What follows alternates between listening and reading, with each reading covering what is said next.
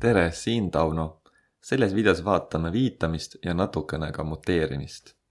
Olgu meil siis selline programm, kus A võrdub 5, B võrdub A ja ekraanile väljastatakse B. Võite mõelda, mis siin väljastatakse. Nii, ja ekraanile väljastatakse 5. Noh, mis on ka siis loogiline, et me teame, et ka on 5, B saab ka endale väärtuseks 5, siis väljastatakse ekraanile 5. Teeme siin siis sellise muutuse. A saab uue väärtuse. Mis siis nüüd B on? No, A on 5, B saab väärtusega A muutakse 6. Mis siis B nüüd on?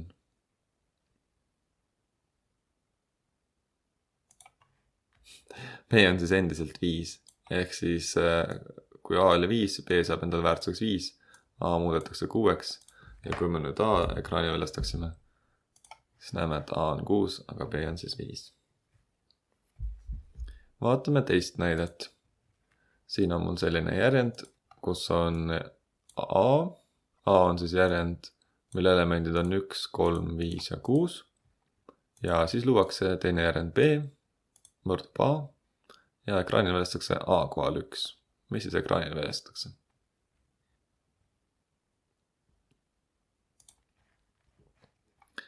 Ekraanile väljastatakse siis 3. Tõesti, 1 on siis teine element, nii et see on 3. Vaatame, mis siis väljastatakse ekraanile, kui me paneksime siia B.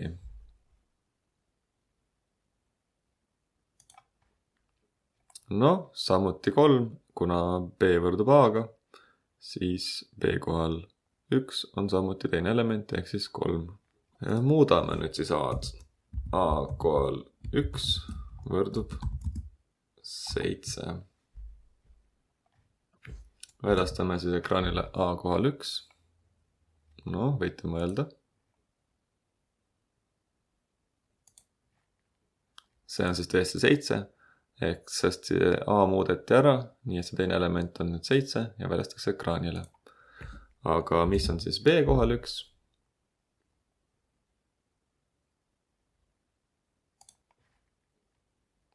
Samuti 7. See on küll nüüd imelik. Me muutsime A-d. B kohal 1 oli 3. Ja nüüd seda A teist elementi muutes, millegipärast on B1 ka 7. Vaatame siis variables ja ongi samasugused. Vaatame korraks sammhaaval ka. Nii, tekib A, tekib B, samasugune. Ja kui me nüüd A esimest elementi muudame, muutub ka B teist elementi siis. Muutub ka B teine element. Ja väljastatakse ekraanile, et B teine element. No see on küll nüüd huvitav. Tegelikult ongi asi selles, et kuskil on siis mälupesad, kuhu siis salvestatakse nende muutujate väärtusi. Et sellisel juhul salvestatakse sinna mällu siis 5, aga järjendi puhul salvestatakse sinna väärtuseks siis 5. Ehk siis 5 sellele järjendile. Ja milline see 5 välja näeb, selleks on meil võimalus siin lülitada sisse view heap. Ja siin näete siis ka mälupesa viitasid. Ja kuidas me näeme seda viita? Et me paneme siia sellise käsu nagu print id. Ja paneme siia A. Ma kommenteerin selle praegu siit välja. Ehk siis ja siin me näemegi seda viita, ehk siis siin 10 süsteemis ja siin siis näeme seda viita 16 süsteemis. Kus me teame, et samad on, no ma panen siia selle praegu ja lahutan siit siis selle 16 süsteemi arvu. Et see 0x seal ees siis tähistab 16 süsteemi. A4D F85 DC 0. Vaatame, palju see siis teeb. No, see on 0, nii et need on samad arvud. paneme siia tagasi ID A. Ja väljastame ekraanile ka siis selle B ID. ID B. Oih, ma pean selle panema ikka pärast seda. Nii, vaatame. Ja tõesti, neil on sama viit kahel, nii A-l ja B-l. Ja siit siis tulebki välja, et kui me muudame A-d, siis muutub ka B. No proovime, kui me muudame B-d. Mis siis A-ga juhtub? Ma jätan need siia alles praegu. On näha, et samamoodi muutub siis A ja muutub siis B. Ja sellepärast me näemegi praegu siin seda. Nüüd kui me selle heap funktsiooni jälle välja lülitame, siis me näeme siin jälle siis seda väärtust. Ja selliselt saame kontrollida, kas mingisugused muutujad on kuidagi sama viidaga. Vaatame nüüd arvusid uuesti. Et arvude puhul päris nii nagu ei toiminud. Kui me tööle paneme, siis näeme, et A on meil 6 ja B on 5. Aga vaatame seda. Paneme siia print ID A. Siia. Print ID A. Ja paneme siis siia ka print ID B. Mis te arvate, millised neist on samad ja millised mitte?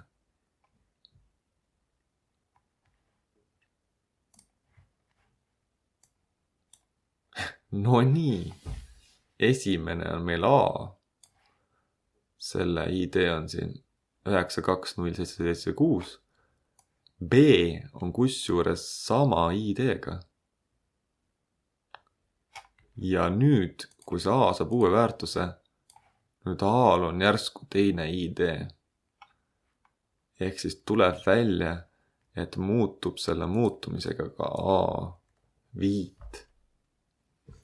Niisiis tegelikult pole ka täisarvu võimalik muuta. Kui me tahame seda teha, siis tegelikult tehakse hoopis uus objekt, mitte ei parandata seda eelmist, nagu meil oli järjendi puhul. Ja sellised andmetüübid on tegelikult mitte muteeritavad. Et kui mingi objekt on loodud, siis tegelikult ta jääb selliseks terve oma eksisteerimisaja ja kui enam vaja pole, siis visatakse ära. Kas pole huvitav? Nii et selline erinevus, et järjendite puhul salvestatakse siis viit. Ja vaadata saame siis neid viitasid view ja heap. Ja näete, et siin siis ka näitab seda value ID-d. Ehk siis käivitades me näeme neid viitasid siin. Nii et sama viit võib olla mitmel muutujal.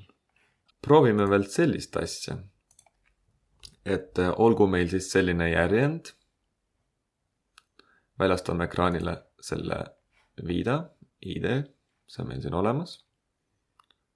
Ja hakkame siis sellega nüüd erinevaid tehteid tegema.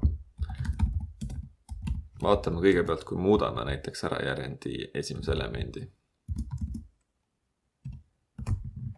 Ja ärme siis seda tulemust ekraanil väljastada, vaid vaatame, kas see ID jääb samaks.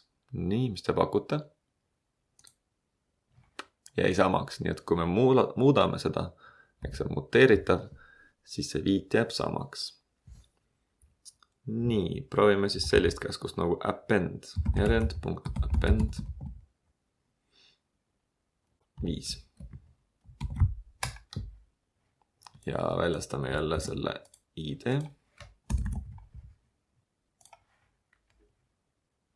Oih, jäi. Tõesti, saame ka siia elemente lisada, nii et jääb samaks. Proovime siis siia järjendisse lisada selliselt elemendi, ehk siis pluss võrdub ja lisame siia nii-öelda ühemõõtmelise järjendina selle.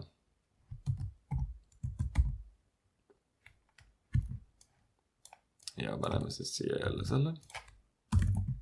Vaatame. Tõesti, ID jääb samaks. ja proovime nüüd. Järjend pluss järjend võrdub järjend pluss 8.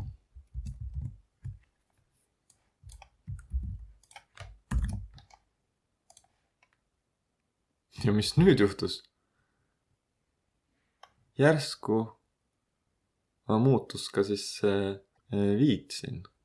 On näha, et tegelikult päris paljudel see algus on sama, sest et nad paiknevad seal mälus suhteliselt lähestikku. Aga nüüd see teine osa muutus. Ometi tegime sama asja. Ja tegelikult tuleb välja, et alati see nii ei ole. Nii et on tehteid, mis muudavad ka tegelikult selle järjendi viita. Millal selline asi siis üldse oluline on? No, näiteks, kui meil on funktsioonid, et mul on siin üks funktsioon, et kus on järjend ja see funktsioon muudab selle järjendi kõik elemendid nullideks. Nii et meil on selline järjend, elementide 2, 5, miinus 2, 4 ja kasutatakse funktsiooni muuda nullideks. Paneme tähele, et see funktsioon ei tagasta midagi ja väljastame ekraanile siis selle järjendi. No ennustage, mis siin siis juhtub.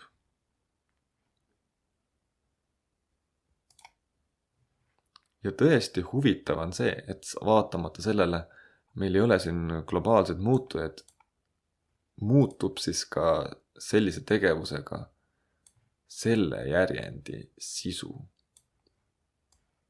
Ja meil ei tagastata siin midagi, lihtsalt see muutub. Kuna selle järjendi viit on sama, mis järjendil, siis muudetaksegi seda originaalset järjendit tegelikult.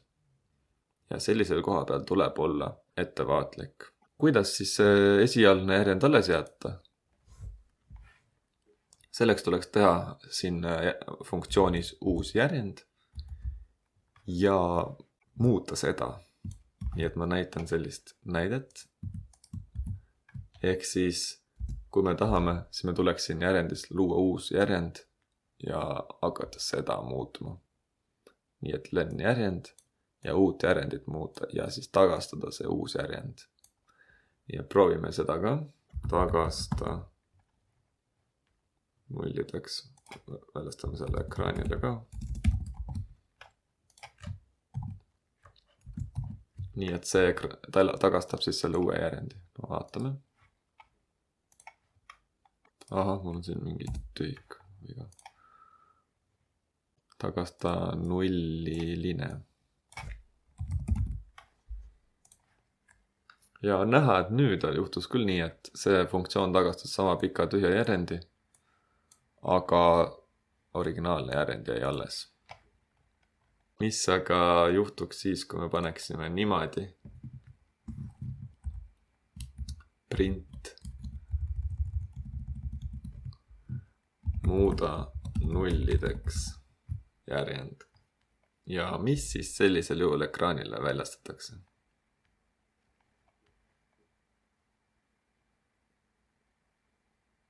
Proovime. None ja 0, 0, 0, 0. Nii et siis esimeses funktsioonis, nii nagu meil enne oli, järjend muudetakse 0, 0, aga kuna siin return käsk siis puudub, siis see tagastab none. Nii et funktsioon alati, kui return käsku pole, tagastab ikkagi none. Kuidas me saaksime teha siis sellist sõltumatut koopiat? Noh, tegelikult on võimalus teha siis selliselt, et kui me tahame teha siia järjend 2, siis sõltumatut koopiat saab teha kas nii järjend ja selliselt, et kõikidest elementidest tehakse koopia. Proovime nüüd ka print järjend.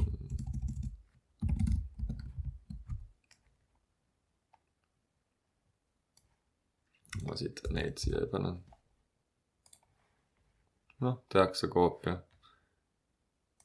Ja siit on näha ka, et nad on erinevate mäluaadressidega. Või siis teine võimalus on lihtsalt panna järjend punkt. Copy. Noh, selliselt saab ka.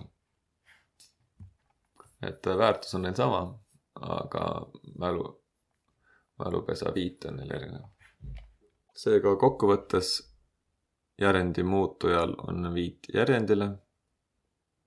Ühe järendi muutuja omistamisel teisele luuakse siis alias ja ühe järendi muutuja kaudu järendi muutmisel muutub siis ka teine.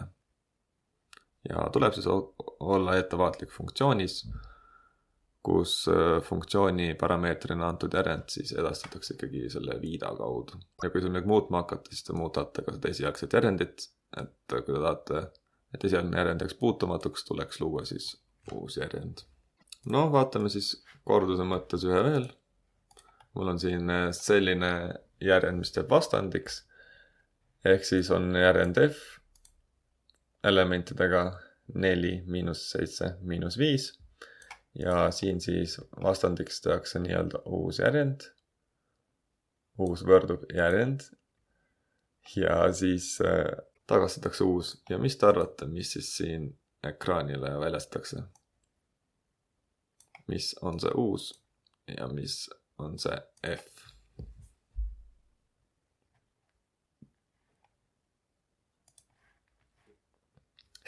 Tuleb välja, et samamoodi, kuna siin siis omistatakse viit, siis hakatakse jälle taaskord mõlemat muutma.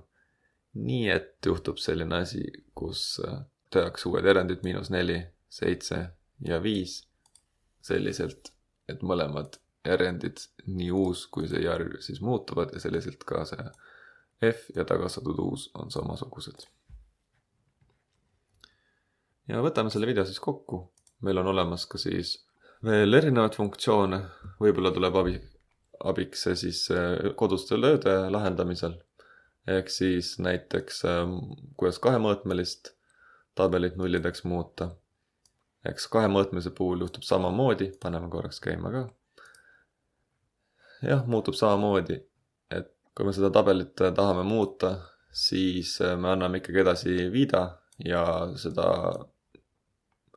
funktsioonis seda järjendit muutes siis muutub originaalne tabel ka. Ja siin on siis näide, kus kui me tahame, et see originaalne kahemõõtmeline järjend alles jääks, tuleks ikkagi luua uus järjend ja seda muutma hakata. Et paneme siis selle näite siia teisega print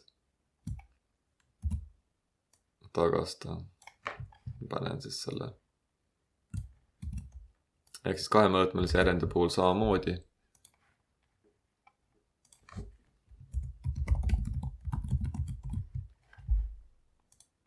Teise näite puhul originaalne tabel jääb siis alles, et kui me loome siin uue kahemõõtmelise järjendi, siis originaalne tabel jääb alles. Et tuleb siis sellega olla funktsioonide puhul ettevaatlik, aga samas saab seda kasutada ka väga hästi enda kasuks.